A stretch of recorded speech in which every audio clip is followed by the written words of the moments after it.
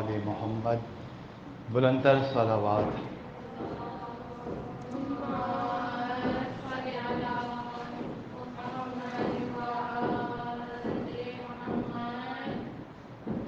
اعوذ باللہ السمیع العلیم من الشیطان اللعین الرجیم، بسم اللہ الرحمن الرحیم، الحمد للہ الذی ہدانا لہذا وما كنا لنهتدی لولا ان ہدانا اللہ، لقد جاءت رسل ربنا بالحق والصلاة والسلام علی سید الانبیاء والمرسلین خاتم النبیین سیدنا و مولانا ابی القاسم محمد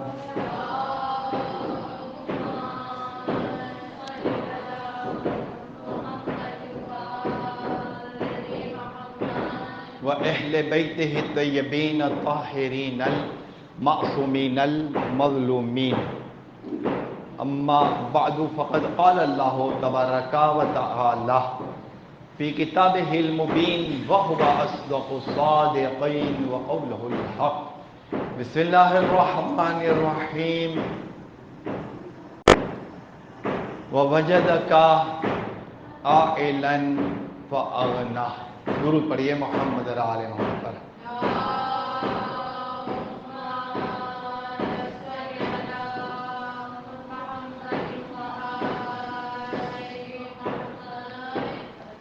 ماہ جمادی الاولی، جسے ماہ جمادی الاول بھی کہتے ہیں،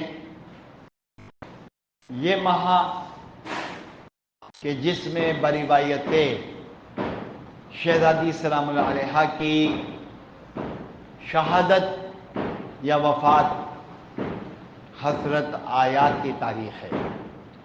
شہزادی کی شہادت کی دو تاریخیں مشہور ہیں، 14 جمادی الاولی اور 3 جمادی الثانی، لیکن صاحبان ایمان ہمیشہ سے اس بات کے قائل رہے کہ شہادت کی دونوں تاریخوں میں مجالس عزا برپا کرتے ہیں، اور چونکہ ہم ایک موضوع بیان کر رہے ہیں اور اس موضوع میں یہ جو آج ہماری تیسری تقریر ہے، ہم نے پہلی تقریر میں زن فرعون آسیہ بنت مزاحم کا تذکرہ کیا تھا، اور دوسری تقریر میں ہم نے زوجہ حزقیل، جن کا ایک نام آیت اللہ دزغیب شہید نے شتہ لکھا ہے، اور ان کی اور ان کے بچوں کی شہادت کا دردناک تذکرہ جو ہم نے گزشتہ ہفتے بیان کیا تھا۔ اور آج موضوع سخن ہے اسلام کے لیے استقامت خدیجہ طاہرہ۔ بہت آسان ہے جناب خدیجہ کے فضائل پڑھنا۔ جناب خدیجہ نے جو کمال حاصل کیا، خدا نے ان کے کام کو اپنا کام کہا، اور سورہ ضحیٰ میں یہ آیت موجود ہے کہ اے حبیب، آپ کو ہم نے تنگ دست پایا، عائلاً فاغنی۔ حبیب، ہم نے آپ کو تنگ دست پایا تو ہم نے آپ کو غنی کر دیا۔ یہ آیت بڑی فکر انگیز آیت ہے خواتین کے لیے، چونکہ میں ابھی نے یہ بیان کیا ہے کہ فضائل پڑھنا بہت آسان ہے، لیکن زندگی میں اسلام کے لیے قربانیاں دینا یہ اتنا آسان نہیں ہے۔ یعنی اب ہم جس زمانے میں زندگی گزار رہے ہیں اور جو پوری دنیا کے حالات ایک دم تیزی کے ساتھ بدلے اور پھر امید پیدا ہوئی ہے کہ حالات بہتر ہوں گے، لیکن فی الحال جو مسائل ہیں کہ اگر ہم کم از کم تعداد 50,000 بھی مان لیں تب بھی بھوک، پیاس، بچوں کا قتل ہو جانا، گھروں کا اجڑ جانا، یہ بیان کرنا تو بہت آسان ہے، لیکن اس ماحول میں رہنا یہ ممکن ہی نہیں ہے۔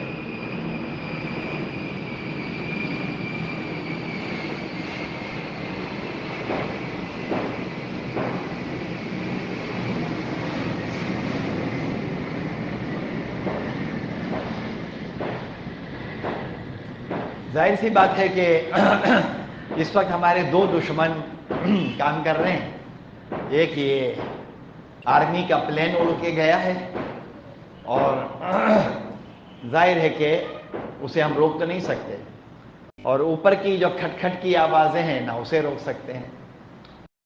تو نوابشاہ میں جہاں میں اشرا پڑھتا ہوں وہیں پر نوابشاہ کا ریلوے اسٹیشن ہے، تو مجلس چل رہی ہوتی ہے اور کوئی ٹرین وہاں سے گزر رہی ہوتی ہے تو میں مجلس روکتا ہوں اور مجلس روک کر کہتا ہوں کہ یہ دھڑ دھڑ دھڑ دھڑ کی آواز بند ہو جائے تو پھر میں آگے چل رہا ہوں۔ ہمیشہ یاد رکھیں کہ مطالعہ کر کے مجلس پڑھیں۔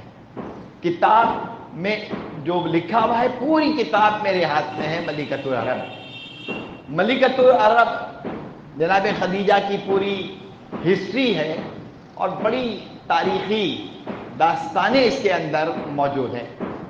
شاید 15-20 مرتبہ تو میں نے اس کتاب کو پڑھا ہوگا، یعنی جب بھی کوئی تقریر کرنی ہوتی ہے تو کتاب کی ورق گردانی کرتا ہوں، دیکھتا ہوں، اور آج بھی یہاں آنے سے پہلے میں نے کوئی 60-70 پیج ضرور اس کے دستگردانی کی، دستگردانی نہیں، میں نے اسے ایک گلانسنگ کیا ہے، پڑھا ہے، ایک ایک سطر نہیں، ایک ایک لائن نہیں۔ اس کی بنیادی وجہ یہ ہے کہ میں اس کے نوٹس بنا کے رکھتا ہوں۔ یہ پرانے دور کے میرے نوٹس بنے ہوئے ہیں، بہت پہلے کے، اور یہ تو اب کاغذ بھی بوسیدہ ہو گیا۔ تو یہ سارے نوٹس جو میں بنا کے رکھتا ہوں تو یہ مجلس پڑھنے سے پہلے یہ مجھے کام آتے ہیں۔ یہ کوئی 40 سال پرانے لکھے ہوئے میرے نوٹس ہیں جو میں پڑھتا ہوں۔ بہرحال تو جو بات جو لب لباب میں بیان کرنے جا رہا ہوں، کچھ ظاہر ہے کہ اگر نئی بچیاں ہیں اور میرے مزاج سے واقف نہیں ہیں تو میں اپنے مزاج میں ان کو ڈھالوں گا۔ مجلس، تقریر، درس آپ کے مزاج کے مطابق نہیں ہوگا، آپ کو میرے مزاج کو سمجھنا ہوگا، اور عمر کا جو ہمارا اور آپ کا فاصلہ ہے تو میں ایک جملہ کہتا ہوں کہ بعض چیزیں، مثلا ایک خطیب ہے جوان، ایسی اس کی ایج 25 سال، 30 سال، 35 سال، 40 سال ہے، اس کی زبان سے وہ الفاظ اچھے نہیں لگتے، یعنی اس کا وہ ایج نہیں ہے، اس کی اسٹیٹس نہیں ہے اس کا، اور وہی بات اگر کوئی بزرگ عالم دین بیان کرے تو وہ بزرگ ہونے کے ناطے معیوب نہیں سمجھا جائے گا، اور اس کی بڑی مثالیں میرے پاس موجود ہیں۔ ایک خطیب بہت عجیب و غریب جملہ اس نے کہا اور میں نے لپک کے اسے ٹوک دیا اور میں نے کہا کہ خبردار یہ الفاظ آئندہ استعمال نہ کرنا، جبکہ وہ تو مردوں میں تقریر کر رہے تھے اور ایک بزرگ عالم وہ بھی بیان کر رہے تھے اور اس کے تقریباً برابر برابر کے الفاظ استعمال کیے انہوں نے، لیکن چونکہ بزرگ تھے اس لیے ان کی زبان سے وہ الفاظ معیوب نہیں ہیں۔ چونکہ جب ہم جناب خدیجہ سلام اللہ علیہا کی انتہائی مقاومت والی زندگی کا مطالعہ کرتے ہیں تو پہلے مرحلے میں جو ہم نے آسیہ زن فرعون کی زندگی کے بارے میں بتایا تھا کہ آسیہ کوئی غریب فقیر فاقہ کش عورت تھوڑی تھی. اس کے گھر کے اندر 8x8 کا کمرہ نہیں تھا، بہت بڑے محل میں رہتی تھی، بڑی شان تھی، نوکر چاکر تھے، زبان ہلنے سے پہلے کام ہوتے تھے.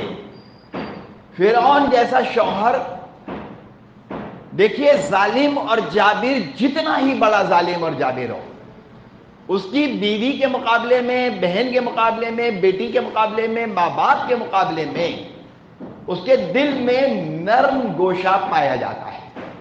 کل رات کی خبر جو ہے، یعنی ٹرمپ اپنی بیوی کے ساتھ آیا، یا نیتن یاہو جو ہے اسرائیل کا وزیر اعظم، اس کے گھر پر جب ڈرون آیا تو وہ سب سے پہلے اس نے اپنی بیوی کو فون کیا.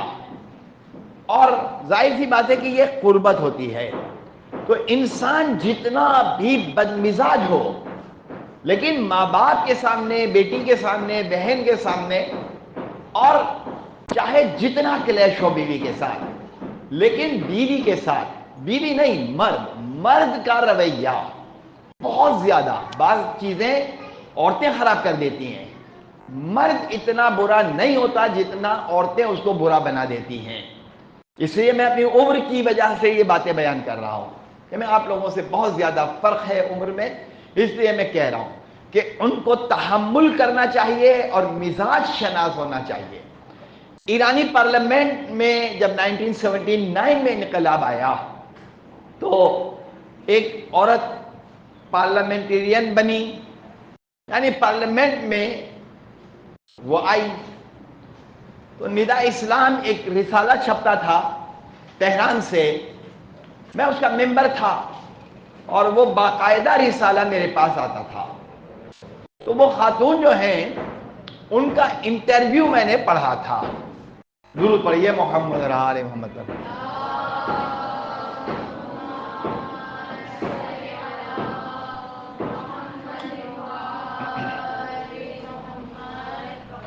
میں نے اس عورت کا انٹرویو پڑھا تھا. بڑی پرانی بات ہے یہ، یعنی 2024 کے اختتام پر ہم ہیں، 6 نومبر ہے، اور یہ بات ہے 1980 کی. تو 44 سال پرانی بات آپ کو میں بتا رہا ہوں. وہ ایرانی پارلیمنٹرین جو عورت تھی، اس کا فوٹو بھی تھا اس پہ، اس نے کہا کہ میری شادی ہوئی تو 1 سال تک میں اپنے شوہر کو سمجھ ہی نہیں سکی کہ وہ کس کھیت کی مولی ہے، وہ کس مٹی کا بنا ہوا ہے، میری سمجھ میں نہیں آ رہا ہے. لیکن 1 سال کے بعد میرے حالات بدلے اور کچھ باتیں میری سمجھ میں آنے لگی. پارلیمنٹ کی ایک ممبر عورت کا مطلب وہ کوئی بی اے کر کے گئی ہے کیا؟ وہ انٹر کر کے گئی ہے کیا؟ یہ ہمارے یہاں کی طرح سے اردو کتابیں پڑھ کے گئی ہے؟ نہیں، فلسفے کی ماسٹر، پی ایچ ڈی کیا ہے اس نے. اتنی پڑھی لکھی عورت، اور وہ کہہ رہی ہے کہ میری سمجھ میں میرا شوہر نہیں آ رہا. 1 سال کے بعد حالات بدل گئے، اور پھر ظاہر سی بات ہے کہ وقت بدلتا ہے تو بہت صبر کرنا پڑتا ہے. جو بات میں آپ کو بتا رہا ہوں، آسیہ بن فرعون کی پوری زندگی ہم نے، اب میں جو لفظ کہہ رہا ہوں وہ یاد رکھیں، گزشتہ سے پیوستہ، یعنی لاسٹ ویڈنسڈے ہم آئے تھے، لاسٹ ویڈنسڈے سے پہلے والا جو ویڈنسڈے تھا اس سے، اس کو کیا کہیں گے؟ گزشتہ یعنی پچھلا. گزشتہ سے پیوستہ یعنی پچھلے سے پچھلا. یہ نفاست ہے اردو زبان کی، اس لیے میں نے یہ لفظ جان بوجھ کر ادا کیا، ورنہ میں کہہ دیتا کہ اس سے پہلے والی تقریر، بدھ والی تقریر، فلاں تاریخ والی نہیں. گزشتہ سے پیوستہ. آسیہ بن فرعون کی ہسٹری ہم نے بیان کی. تو آپ نے، ظاہر ہے کہ میرا یوٹیوب چینل جو ہے میں یہاں لکھ دوں گا، جو نئی بچیاں ہیں وہ اگر دیکھنا چاہیں. اور ویسے فضا ذاکرہ جو ہے وہ لفظ ذاکرہ نہیں لکھا ہوا، ذاکرہ لکھا ہوا ہے، KIRA ہے، اس لیے فضا ڈبل زیڈ کے ساتھ ہے اور ذاکرہ کلاس ہے. تو اب یوٹیوب چینل چاہے میرا ہو چاہے وہ فضا ذاکرہ کلاس کا ہو، وہاں پر وہ اپلوڈ ہے تقریر، اور گزشتہ ہفتے والی بھی اپلوڈ ہو گئی.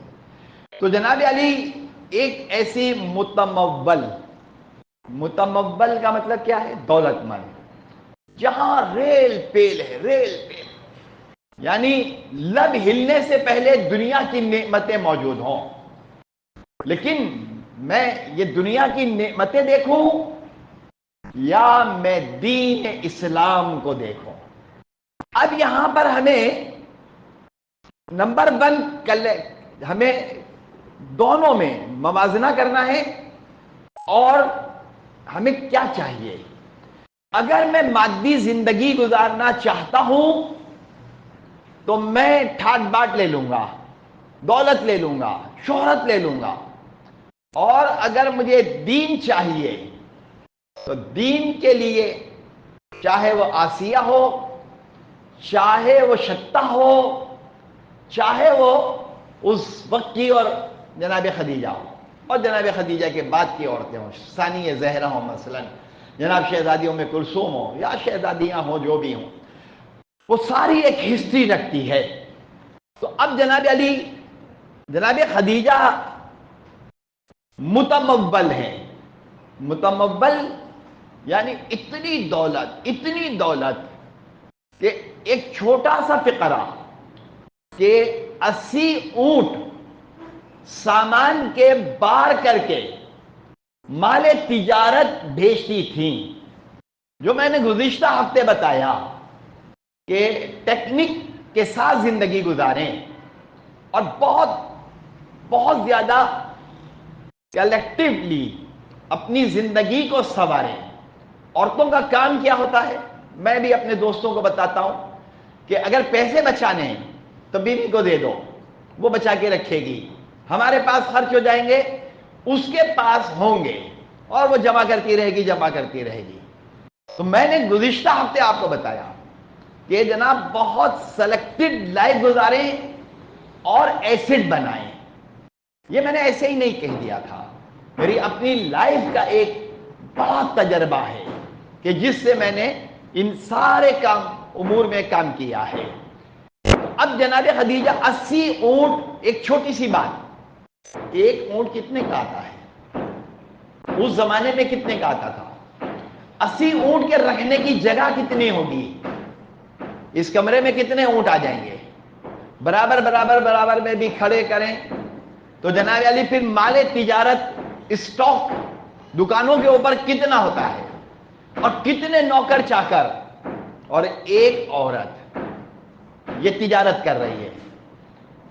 عورت کے لیے تجارت کرنا جیسے مرد کے لیے تجارت کرنا، اگر شوہر اجازت دے تو پھر وہ تجارت کر سکتی ہے. اور والدین، بیٹی ہو اور اپنے گھر میں ہو، یعنی ماں باپ کے گھر میں، تو پھر ماں کی نہیں، باپ کی اجازت ضروری ہے. باپ نے کہا بیٹا کرو، تو اب تو زمانہ آئی ٹی کا آ گیا، اب تو آن لائن کام ہو رہے ہیں سارے، اب تو باہر جانے کی ضرورت نہیں ہے. تو اب جناب علی بہت سارے امور انجام دیے جا رہے ہیں. تو جناب خدیجہ کی دولت کا کوئی حد و حساب نہیں تھا. اور جناب خدیجہ اتنی مالدار، اور رشتے آ رہے ہیں، فلاں کا آ گیا. جناب خدیجہ سب کو منع کر رہی ہیں، حتیٰ کہ خاندان کے بزرگ چڑ گئے کہ تم چاہتی کیا ہو. یہاں تک کہ بزرگ چڑ گئے، تم چاہتی کیا ہو. جناب خدیجہ کے ذہن میں چونکہ یہ پورا خاندان رسالت نبی اکرم کو چھوڑ دیں، نبی اکرم کو ہٹا دیں، نبی اکرم کے لیے یہ بات غلط ہے، مناسب ہی نہیں ہے. نبی کسی کا تابع نہیں ہے، یعنی ہمارے پیغمبر کسی کے تابع نہیں ہے، نہ کہ شریعت ابراہیم کے تابع، نہ شریعت ابراہیم کے بھی آپ تابع نہیں ہیں. لیکن آپ کے خاندان کے جو لوگ ہیں وہ شریعت ابراہیم پر عمل پیرا ہیں. تو جناب خدیجہ جو ہیں ان کو دولت کی، مال کی، شہرت کی کوئی کمی نہیں ہے. اب جناب ان کی ایک سہیلی ہے، سہیلی کا نام یاد رکھیں. اور اگر کوئی آپ سے پوچھے کہ بھائی بچی کا نام کیا رکھیں، تو یہ نام جو اب میں آپ کو بتا رہا ہوں، بہترین نام بتا رہا ہوں، نفیسہ. جناب خدیجہ کی ایک سہیلی ہے جو بہت کلوز ہے. ظاہر ہے ہر آدمی کا کوئی نہ کوئی کلوز ہوتا ہے، لیکن یاد رکھیں کہ کبھی بھی 100% راز کسی کو نہیں بتانے چاہیے. 100% نہیں، بتا دیں 20 30 40% تک. لیکن جناب خدیجہ کی یہ جو سہیلی ہے نفیسہ، یہ بڑی کلوز سہیلی ہے اور رازداں ہے. خدیجہ ہے، نفیسہ ہے، 4-5 اور بچیاں سب بیٹھے ہوئے ہیں. ایسے میں ایک آدمی وہاں سے گزر رہا ہے، اور وہ جو گزر رہا ہے وہ کہہ رہا ہے کہ بچیوں کو دیکھا، بچیوں ان قریب مکے میں ایک نبی آنے والا ہے، اور کون خوش قسمت ہے کہ جو اس کے ساتھ رشتہ کرنے کے لیے تیار ہو جائے. یہ پہلی صدا ہے جو جناب خدیجہ نے اپنے کانوں سے سنی. نہیں، یہ پہلی صدا نہیں. دیکھیں یہ مجلس پڑھنے کا ایک طریقہ ہے. میں جو بات بتا رہا ہوں تو میں کوئی بھول نہیں گیا ہوں، یا میں نے کوئی غلط جملہ استعمال نہیں کیا ہے. میں آپ کو صرف یہ بریف کر رہا ہوں. دیکھیں کس طریقے سے بات کو بیان کیا جائے گا. خدیجہ نے سنا؟ نہیں، خدیجہ کو تو پہلے سے پتا ہے. ورقہ بن نوفل جو ان کے ایک رشتہ دار تھے، ان سے یہ علم عرفان پڑھا کرتی تھی. علم عرفان ورقہ بن نوفل انہیں پڑھاتے تھے. خدیجہ کے رشتہ دار تھے، بزرگ تھے. تو آنے والے مکے میں نبی کی بات، خبر، تذکرہ ورقہ نے پہلے ہی بتا دیا تھا.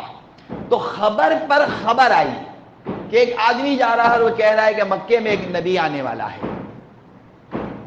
مطلب کیا ہے؟ اب دل کے اندر اس نبی سے ایک عشق جناب خدیجہ کے اندر مستقر ہوا. مستقر ہوا یعنی قرار پایا، اس نے بس دل میں بیٹھ گیا. اور میں جو موضوع بیان کر رہا ہوں، اسلام اور اسلام میں استقامت. ایک عورت ناز و نام کی پلی ہوئی، اس کو یہ معلوم ہے کہ جیسے ہی وہ نبی آئیں گے اور جو بھی ان کی زوجہ بنے گی جو بھی، وہ جناب عیش آرام نہیں کرے گی، وہ تو تکلیفیں اٹھائے گی، زحمتیں اٹھائیں گی. لیکن میں اسلام کے لیے ساری تکلیفیں اٹھانے کے لیے تیار ہوں، لیکن اتنی آرام میں زندگی گزارنے والی. وہ آیا، کہا، کچھ لڑکیوں نے کنکر پتھر مارے اس کو، کچھ ہنسنے لگی. خدیجہ نے اس لفظ کو بہت سیریس لیا اور دل میں بس اس بات کو سجا لیا کہ میں دیکھوں کہ یہ کون ہے جو مکے میں آنے والا ہے. جانتی تھی رشتہ دار تھے، یہ رشتہ دار ہیں آپس میں، ایک ہی قبیلہ ہے، ایک ہی خاندان ہے، لیکن وہ تو بہت ہی غریب ہے اور وہ یتیم بھی ہے. مال و دولت کجا، وہ تو بیچارہ بکریاں چراتا ہے. کیا کام ہے جناب نبی اکرم کا؟ ان کے پاس کوئی بہت بڑا مال ہے کیا؟ سٹی مال ہے دبئی کی طرح کا، یا یہاں کی طرح کے کوئی مارٹ ہے کیا نبی کے پاس؟ نہیں، کچھ نہیں. ارے وہ ایک وقت کھانا ہوتا ہے تو ایک وقت نہیں ہوتا. ابو طالب کے گھر میں یا عبد المطلب کے گھر میں رہتے ہیں تو قرضوں کا بار ہے ابو طالب کے اوپر، اور بڑی مشکل زندگی ہے کیونکہ اولادیں زیادہ ہیں. ابو طالب کے 4 بیٹے اور 3 بیٹیاں، یہ ٹوٹل جو ہے یہ 7 افراد ہیں. فاطمہ بنت اسد اور ابو طالب، ٹوٹل ابو طالب کے گھر کے اندر اگر الگ کر لیں تو 9 افراد ہیں. 4 بیٹے 3 بیٹیاں اور میاں بیوی دونوں. تو اب جناب علی آمدنی کا ذریعہ، وہاں کوئی فیکٹریاں نہیں تھی اس زمانے کی طرح، نہ وہ کوئی ایسا کاروبار تھا. لیکن جناب خدیجہ سب جانتی ہیں، حتیٰ کہ جناب خدیجہ سلام اللہ علیہا، میں ظاہر جناب سیدہ پہ آؤں گا لیکن پہلے یہ تھیم سمجھ میں آ جائے. ہم نے آسیہ کو سمجھ لیا، زوجہ حزقیل کو سمجھ لیا، اس لیے اسلام اہم ہے، باقی ساری چیزیں ہیچ ہیں. بس دولت، شہرت، نام و نمود، گاڑیاں، مکان، زیور سب ہیچ ہے. اسلام اہم ہے. سختیاں برداشت کرنا دین کے لیے، اور اگلی نسل کو دین کی طرف راغب کرنے کے لیے جد و جہد کرنا، یہ ہمارا کام ہے اور ہمارا مشن ہے. اب جناب خدیجہ ظاہر اتنی صاحبہ دولت، یہاں تک کہ حضرت ابو طالب اور جناب نبی اکرم تشریف لائے، اور آنے کے بعد معاملہ طے ہوا، سامنے تجارت. تو جناب خدیجہ تو چاہتی ہی تھی. ان کا ایک غلام تھا، میسرہ نام تھا اس کا، میم یہ سین رے ہے، میسرہ. میسرہ بیٹھا ہوا ہے، غلام ہے وہ، خدیجہ ہیں، خدیجہ طاہرہ. ابو طالب تشریف لائے ہیں اور نبی اکرم. یہ سامان تجارت لے کر جانا ہے. معاملات کیا ہیں؟ سارے معاملات طے ہو گئے. نبی اکرم یہ سامان لے کر جائیں گے، اور جناب یہ سامان جب جائے گا تو میسرہ جو غلام ہے وہ ساتھ جائے گا.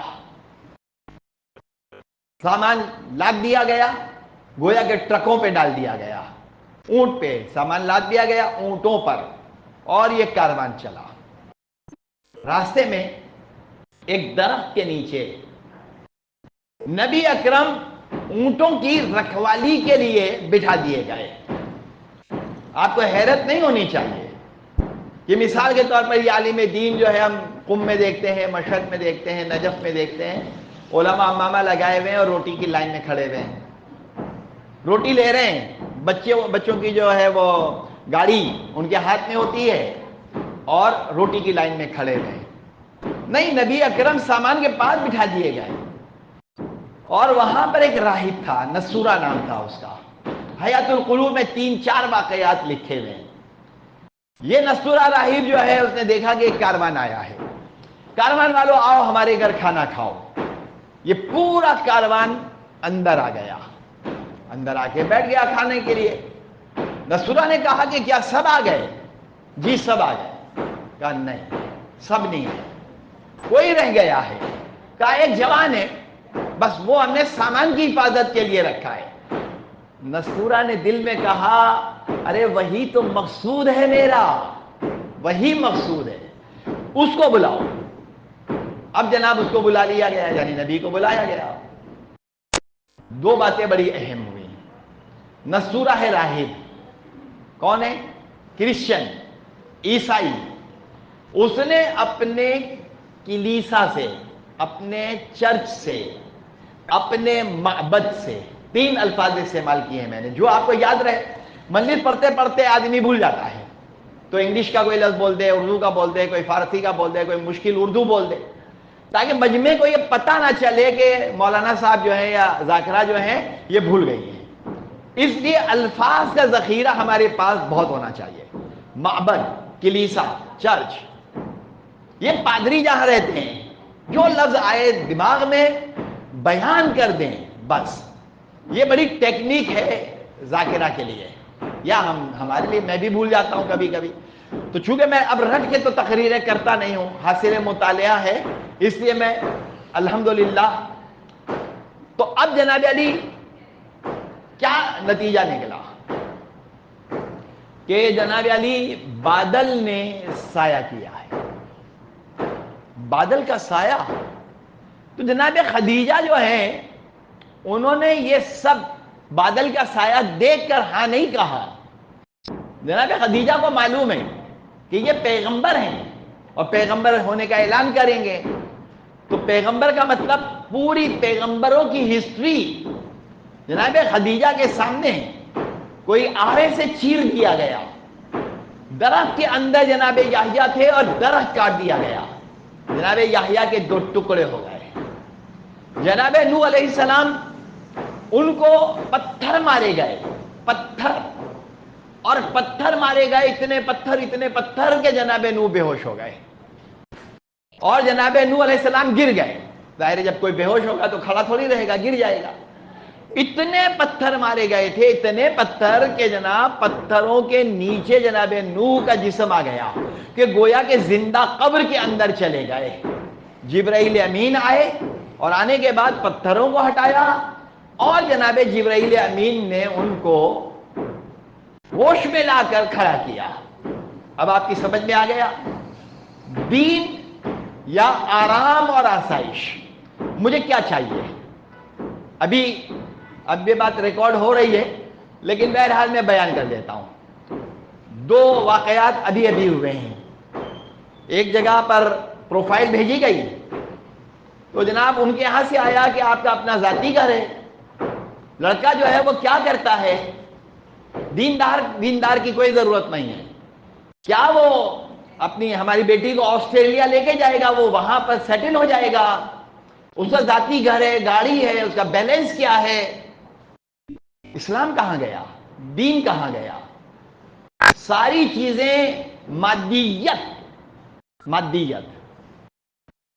میرے پاس وہ پروف میرے موبائل میں موجود ہے، اور کسی نے مجھے ایک پروفائل بھیج دی اور میں نے اس کو پڑھا تو میں نے ان کو جواب ہی نہیں دیا کہ دنیا کی ساری ڈیمانڈیں آپ نے کر دیں، کیا پتا کہ خدا نہ کرے ایکسیڈنٹ ہو جائے، جناب فالج گر جائے، جاب لیس ہو جائے، ذہن مفلوج ہو جائے، آگے کیا ہوگا پتہ نہیں ہے، اگلے لمحے کا پتہ نہیں ہے، اور دنیا کی خواہشیں پتہ ہیں ساری۔ لہذا چونکہ ہمارے ذہن میں دین اسلام کی قدر و قیمت کو ختم کر دیا گیا۔ یہ جو بار بار میں ایک بات کہہ رہا ہوں کہ جناب سیدہ کے فضائل پڑھنا بہت آسان ہے، جناب خدیجہ کے فضائل پڑھنا بہت آسان ہے، میں بھی پڑھ دیتا، نعرے لگتے، بہت اچھی حدیث پڑھی آپ نے۔ ارے بھائی یہ تربیت کون کرے گا؟ تربیت میں نعرے نہیں لگتے ہیں جناب، امر بالمعروف پہ نعرے نہیں لگتے۔ تو خدیجہ جو ہے وہ انہوں نے مال دے دیا، نستورہ کا واقعہ ہو گیا، نبی اکرم آ گئے اور بادل سایہ فگن ہے، سایہ کر رہا ہے بادل، گئے، اب بہت پروفٹ میں، بہت منافع میں مال سارا بک گیا۔ اچھا میں سارا آ گیا واپس، خدیجہ چھت پر بیٹھی ہوئی ہے، اوپر بالائی منزل میں دیکھا کہ کاروان کوئی آ رہا ہے اور بادلوں کا سایہ ہے، بادل چل رہا ہے، ساتھ چل رہا ہے۔ نبی اکرم آ گئے، میں سرا پیچھے تھا، نبی اکرم نے سلام دعا کی، پردہ ڈال دیا گیا اور گفتگو ہوئی۔ گفتگو کے بعد جناب خدیجہ نے کہا کہ اے عبداللہ کے یتیم، میرا دل چاہتا ہے کہ آپ واپس جائیں اور وہ فلاں راستے تک جائیں اور واپس آ جائیں، مثال کے طور پر اس کونے سے لے کر اور امام بارگاہ کا جو نکڑ ہے وہاں تک جائیں۔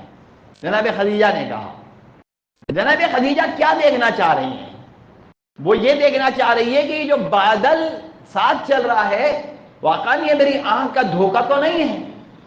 نبی اکرم واپس گئے، پھر آئے، اور آنے کے بعد جناب خدیجہ نے میسرہ کو بلایا، میسرہ آ گیا، وہ پیچھے چل رہا تھا، کاروان بہت بڑا تھا، میسرہ کو الگ بٹھایا اور پوچھا کیا معاملہ رہا؟ کہا جہاں سے گزرتے تھے درخت سلام کرتے تھے، سنگریزے کلمہ پڑھتے تھے، آداب اور احترام تھا۔ تو وہ بات جو ایک بوڑھے آدمی نے کہی تھی، اور جناب خدیجہ نے ایک خواب دیکھا۔ خواب کیا دیکھا؟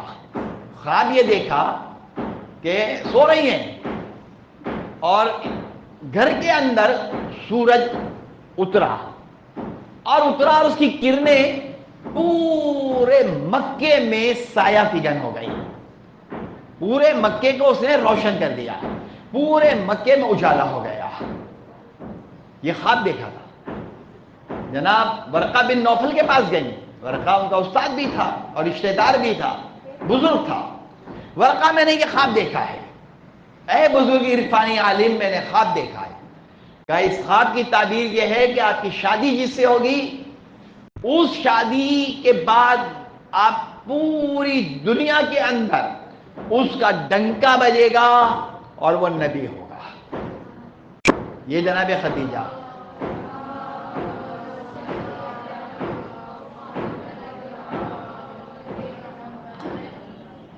جناب خدیجہ نے اپنے ذہن میں خواب نہیں سجایا کہ اوہو اچھا میں دولت مند ہوں تو پورے مکے میں تبلیغ جو ہوگی تو میرے گھر میں 4 چاند لگ جائیں گے.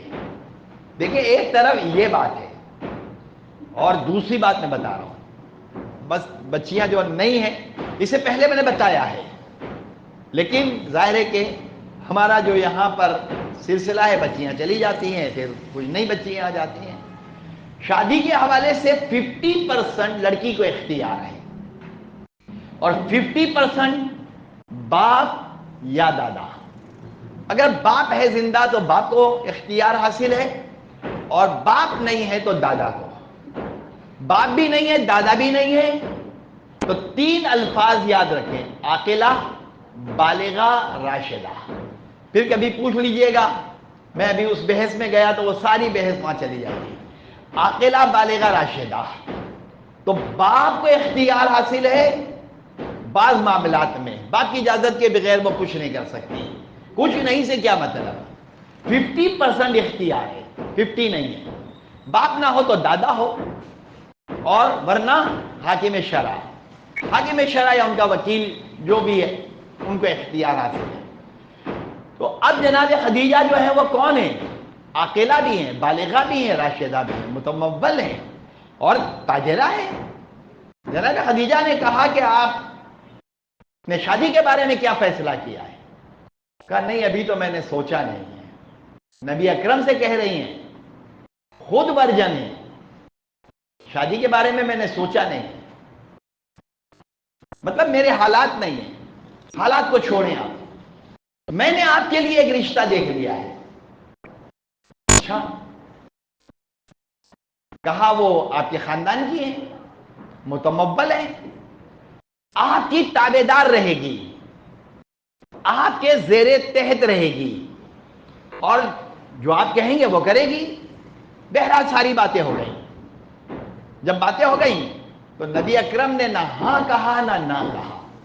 ابو طالب کے پاس گئے. یہ رشتہ جو ہے یہ ابو طالب کی ایما پر جناب صفیہ، ابھی یہاں سے نفیسہ میں نے آپ کو بتایا، ایک سہیلی ہے نفیسہ، عبداللہ ابن عباس کی زوجہ ہے صفیہ، ابو طالب، نبی اکرم. اب یہ پورا ایک سرکل بن گیا. تو جناب خدیجہ نے خود کہا، پتہ ہے سورج والی روایت، وہ آدمی آ کر کہنے والا، اس نے کہا کوئی ضرورت نہیں ہے، مجھے ایک نیک اور صالح انسان چاہیے بس. بہرکیف رشتہ طے ہو گیا. ابھی میں کوئی شادی کی وہ پوری داستان نہیں پڑھ رہا ہوں. یہ داستان اگر سننی ہو تو نصیر الاجتہادی صاحب کی ایک شام غریبہ سنی ہے. نصیر الاجتہادی نے ایک شام غریبہ میں، ظاہر ان کے انتقال کو بھی زمانہ ہوا، ذہن امام بارگاہ میں ان کی قبر ہے، کبھی مجلس پڑھنے جاتا ہوں تو ان کی قبر پہ بھی چلا جاتا ہوں. سجادیہ کی طرف جاتا ہوں تو علامہ رشید ترابی کی قبر پہ چلا جاتا ہوں. تو انہوں نے شام غریبہ میں بہت شاندار تقریر کی تھی. ظاہر ہے بہت پرانی بات ہو گئی، لیکن کبھی تلاش کریں اور ان کی تقریر ضرور سنیں. انہوں نے بڑی کمال کی تقریر کی تھی نصیر اجتہادی صاحب نے. بہرکیف یہ سارے معاملات ہو گئے.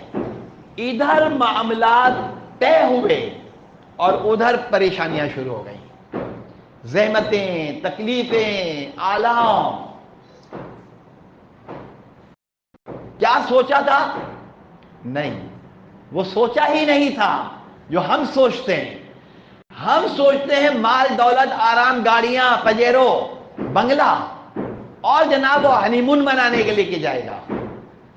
میں نے اس سے پہلے یہ جملہ کہا اور میں نے جس انداز سے پڑھا تھا اسی انداز سے آج پھر پڑھ رہا ہوں.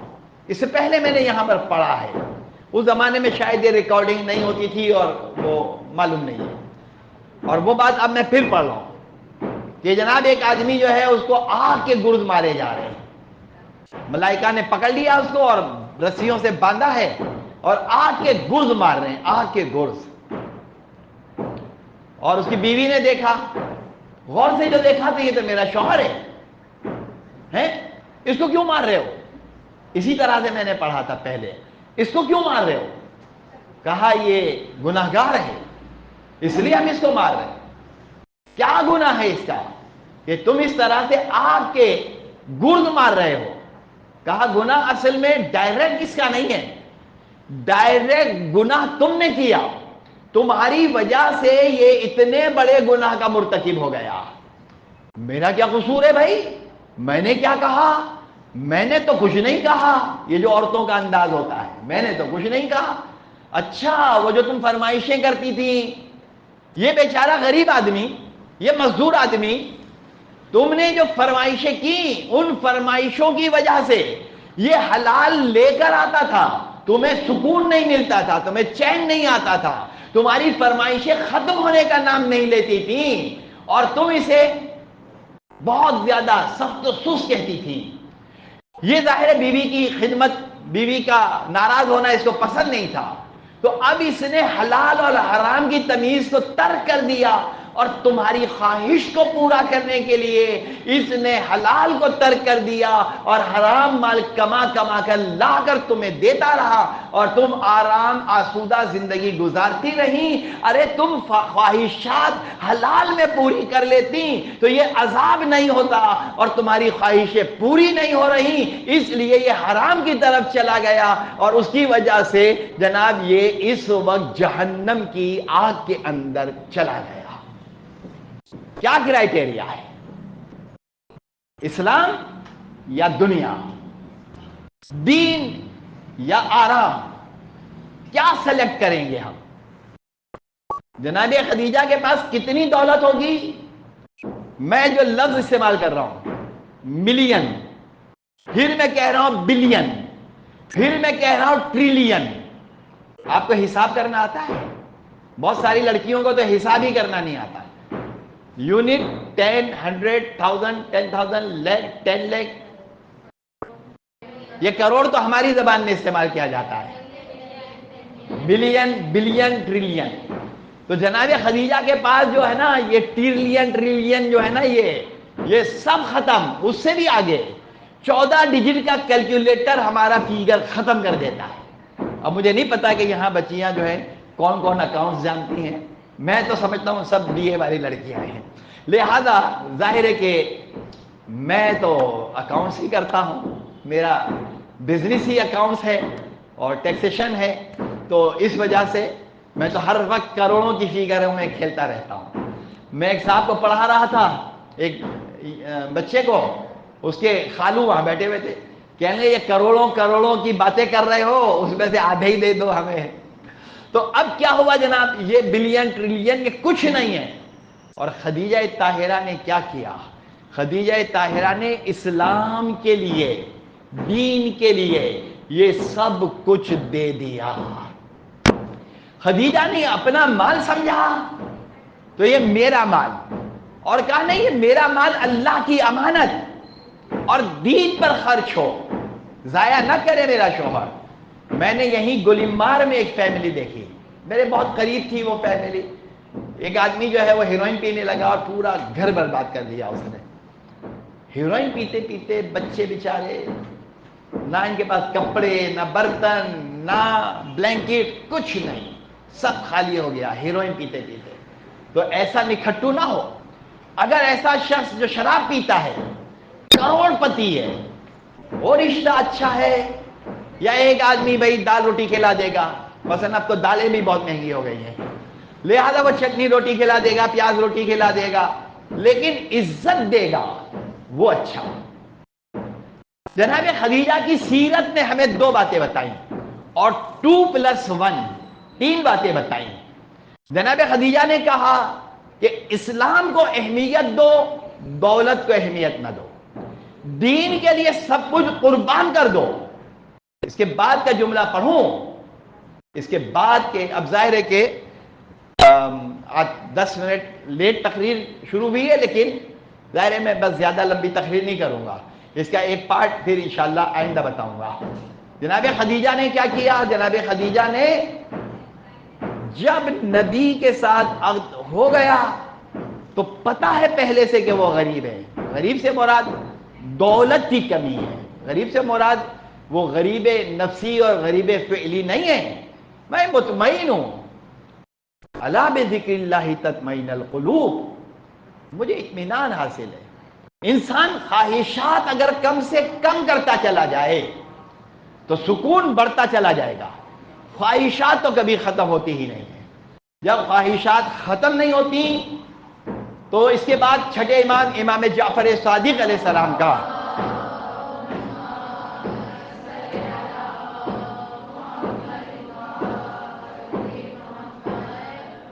ایک حدیث کا فقرہ پڑھ رہا ہوں، بہت دلچسپ ہے۔ بس اس کے بعد ایک شعر ہے جو اسی کتاب میں لکھا ہوا ہے ملیکۃ العرب میں، اور کچھ اشعار ہیں پیام اعظمی صاحب کے، وہ انشاءاللہ بعد میں پڑھوں گا۔ وہ ایک شعر پڑھ رہا ہوں بس، بہت توجہ کیجئے گا۔ اور شروع میں جو باتیں میں نے بیان کی، میں نے اپنی عمر کا فائدہ اٹھایا ہے اور آپ کو کچھ باتیں سمجھانے کی کوشش کی ہے کہ جناب علی اپ ڈاؤن رہتے ہیں زندگی میں۔ ایک زمانہ تھا جب بچے بہت چھوٹے چھوٹے تھے، ایک کمانے والا ہوتا تھا، 8-10 کھانے والے ہوتے تھے، اور جناب چٹنی روٹی اور ٹماٹر اور جناب پیاز اور اچار اور کھا کھا کے وقت گزار دیا۔ وہی بچے بڑے ہو گئے اور اب 4 بیٹے ہیں، 5 بیٹیاں ہیں، اور جناب جاب پہ لگ گئے۔ تو جہاں 500,000 روپے نہیں ہوتے تھے، اب جناب لاکھوں روپے آ گئے۔ پہلے چھوٹا سا ایک کمرہ ہوتا تھا، اب جناب علی بہت بڑا گھر ہو گیا، سب کچھ۔ تو یہ زندگی میں اپ ڈاؤن آتے رہتے ہیں، بیماریاں آتی ہیں، عمر کے تفاوت ہوتے ہیں، بیماریاں آتی ہیں، ساری چیزیں اپ ڈاؤن اپ ڈاؤن۔ تو کبھی بھی ایک لائف آف اسٹائل نہیں چلتا، لیکن ہمیں دین کو سمجھنا ہے۔ دین کے تقاضے اب کیا ہیں اور اب کیا ہیں اور اب کیا ہیں، بس ہمیں دین سیکھنا ہے، دین سمجھنا ہے، دین پر عمل کرنا ہے، اور دین پر عمل کر کے ہمیں زندگی گزارنی ہے۔ امام فرماتے ہیں، میں بھولا نہیں ہوں کہ جو میں نے حدیث پڑھ رہا ہوں، امام فرماتے ہیں کہ انسان کی خواہش، اگر اسے سونے کا ایک بنگلہ مل جائے، ایک بنگلہ ہو گیا سونے کا میرا، تو میری خواہش ہوگی کہ 2 ہو جائیں، پھر میری خواہش ہوگی 3 ہو جائیں، 4 ہو جائیں، 5 ہو جائیں، 7 خواہشیں ہو جائیں گی۔ سونے کا ایک پہاڑ مل جائے، اب میں تگ و دو میں لگا ہوا ہوں، دوسرا پہاڑ، تیسرا پہاڑ، چوتھا پہاڑ۔ اور جو کہے گا کہ نہیں میری زندگی ہے ہی کتنی، اگلے لمحے کو تو چھوڑے پتہ نہیں ہے، لیکن بہت تیر مار لیا کراچی میں تو 60 سال جی لوں گا، 70 سال جی لوں گا، 15 20 30 سال 40 سال، خیر میرے تو اس سے بھی بڑھ گئے، لیکن آپ لوگوں کے تو میری زندگی کا اب دورانیہ رہا کتنا، اور میں مرنے کے بعد فنا نہیں ہو جاؤں گی، ختم نہیں ہو جاؤں گی۔ اس کے بعد کا دور جو ہے وہ ختم ہونے والا نہیں ہے، لامتناہی ہے، ہمیشہ ہمیشہ کا، ہم فیہا خالدون، ہمیشہ کے لیے۔ تو میں یہ جو زندگی ہے اس میں دین پر عمل کر لوں اور قربانیاں دے دوں، اور آخرت کی زندگی کو سنوار لوں۔ جب میں اپنی لحد میں جاؤں تو ہر آدمی کہے بہت نیک عورت تھی، بڑی خدمت کی اس نے، بڑی اچھی اولاد ہے اس کی، یہ جملے بہتر ہیں یا میں نے 10 کروڑ روپے چھوڑے وہ بہتر ہے؟ پیسے کا کیا کرنا ہے، بچہ آوارہ ہے، فلاں ہے، ڈھماکہ ہے، یہ ہے وہ ہے، وہ بہتر ہے؟ یا جناب سکون کی نیند سو، ماں قبر میں ہوگی اور تڑپ رہی ہوگی، یہ بہتر ہے؟ یا ماں آرام اور چین سے سو رہی ہو؟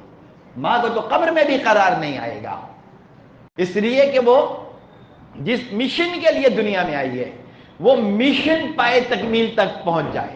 جناب خدیجہ کے پاس اتنی دولت تھی، بیٹھ جاتی، ایک زندگی نہیں، اللہ ان کو 7,000 زندگیاں دیتا، تب بھی دولت کے انبار تھے، لیکن خدیجہ نے کہا نہیں، رہنے کو جس طرح کا مقدر نے گھر دیا، رہنے کو جس طرح کا مقدر نے گھر دیا، دل بھی میرے کریم نے ویسا ہی کر دیا۔